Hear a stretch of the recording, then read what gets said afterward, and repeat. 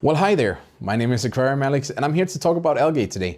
I brought with me 5 tips for you to use when you see algae in your tank that'll help you identify and destroy these algae so that you can get rid of them once and for all and have a beautiful, nice looking algae-free tank. If this video is by any means useful to you, it would be very useful for me if you like the video, and if you enjoy my content, don't forget to subscribe because it helps me grow my channel and that way I can get more people and my videos out to more people. And I'm very grateful for that. So let's get started with the 5 tips that I brought for you today. So first of all, what I want you to do, number 1, check your algae. What kind of algae is it that you have? This is done pretty much just by Google search. And you might be looking at the algae and thinking, I have no idea what kind of algae this is. Well, the very good thing about most algae is that they are what they look like. Like if it's a hairy algae that is green, funnily enough, it's called green algae. If you see this like brown, slimy sort of substance on your plants, for example, it's brown algae. It's not called brown, slimy substrate algae, something. It's just brown algae, or it's brown diatoms to be very, very precise. But if you just Google brown algae, well, then most of the time you'll actually find brown diatoms. And that's just another one. Then there's a group of red algae, and they can be a bit more tricky because actually red algae can look a bit green, they can look a bit blue, they can look a bit black. Especially the BBA, black beard algae, is an algae that a lot of people fight as well. That actually belongs to the group of red algae. So the good thing, however, is that the name of it is black beard algae or black brush algae, and it looks like a black brush. So again, Google black brush algae and you'll find it. You see green spots in your aquarium. Funnily enough, that's also called green spot algae. So it's quite easy to identify, and if you just Google what it looks like, 9 out of 10 times, I'm sure you'll find the right one. Then second of all, rule out the most common causes for your algae, because there are things that you just pretty much cannot avoid when starting in your tank. One of those being brown diatoms. Brown diatoms is a microorganism that feed off of excess phosphate and silicates, and especially in my tanks where I use sand, excess silicates is just a thing that's there at the beginning of a tank. The good thing about these algae is that they most often disappear by themselves. So if you just give your tank time to settle in and start flourishing, then you won't have any issues. Then there can be something like the green spot algae or the green hair algae. 9 out of 10 times, those are due to harsh lighting. Either you have your lights turned on for too long, or it's simply just a too strong of light for the aquarium that you're trying to light up. This can be done, or this can be fixed rather, by just simply turning down the light. For my lights, I have a nice switch that I can turn down and I can adjust how much of each of the spectrums it shows with the RGB. So very, very handy tool to have. And also, I'm so sorry about the water level in this tank. I am gonna do a water change today. I just haven't done it yet. And I don't know if I have the time before me having to record this video. So here it is. It's not fixed, but it's still looking beautiful. At least the water's clean, and that's what matters. Anyways though, tip number 3 that I have for you guys is get the essentials so that you can rule out any cause for your algae bloom. One of those essentials being a water test kit. I see so many people who say, I got algae in my tank, my leaves are decaying, I don't understand what's going on. I think the values are fine. And then you ask them, what are your values? Well, I don't know. Or they say, my values are fine, which is okay. But what are your values? Like, if you're asking for help, provide values, because it helps everybody, and it's gonna help with, you know, more experienced people. They can say, oh, I see that you have a spike here. That could be it. Maybe it's something that you didn't think of. Like, I'm not saying that if you watch this, then you know nothing about aquarium water parameters and stuff like that. But if you just post the parameters together with your questions, if you're a person that likes to ask for help, well then, you know, it's gonna help out a bunch. And if you don't know what your water values are, 9 out of 10 times you can find your algae problem within the water parameters if it's not the light. Then you can also watch a video like this, because it'll help you understand some basics about algae, and generally just looking at a guide that tells you the basics of each different common aquarium algae will help you understand how you identify your algae issues, and you won't even be sitting here with a maybe completely green tank where the algae has taken over, because you knew the second that you saw that you had just a little tiny piece of algae in your tank that you had to take action and you could remove it. So if you just know the basics of the most common algae, then you will also know how to treat most of it before it takes over your tank, which is very nice.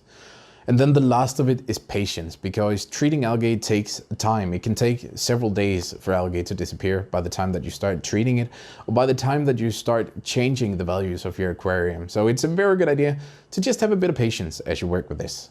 Tip number 4 is also the tip that I want to address the most here.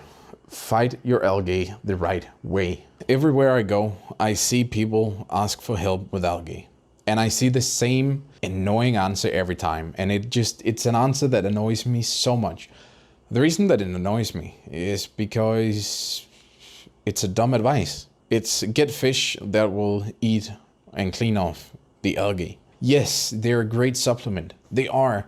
But once your tank is full of algae here and there, and you see small spots of green hair algae and you see a little bit of green spot algae, then you might have a bush of black-beard algae over here. You won't get a fish that eat them all, first of all. So you're gonna have to be buying a mono shrimp for one type, and a nerite snail for another type, and then a flying fox for a third type. And the black-beard algae will probably still be there because none of them eat black-beard algae, regardless of what people try to tell you. Then it's gonna have to take chemicals, which could be liquid CO2. That's always a nice thing. But you know what's even more nice than chemicals in animals? Finding the reason why you got that specific algae. So again, like I said, brown diatoms, too much phosphate, too much silicates, green algae, pretty much all green algae, too much light. Then we got the black-beard algae, very often caused by fluctuating or low CO2 levels. This could be, for example, if you have an outlet, like your pump outlet sits at a specific spot, causes a massive amount of circulation and just brings in a ton of oxygenated water and just flows that through a specific point. That is enough to cause a fluctuation of CO2 in that specific area to cause black-beard algae to grow in case you already got it. It's going to be a place where they can live in case you have a small growth of it already. And before you know it, most of that specific area is full of black-beard algae. And I've been there. I know that that flow is enough to cause that. But besides that, black-beard algae, like I said, very often fluctuating or low CO2 levels.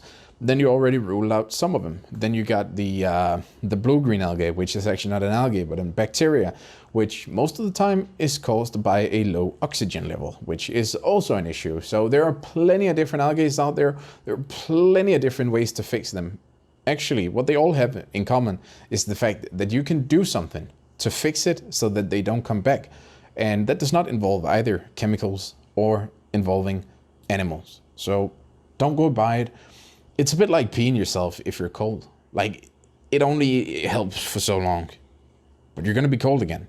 And then the last tip that I have for you, you found your algae, you tried what you could, you don't know what to do. What you wanna go do now is ask for help.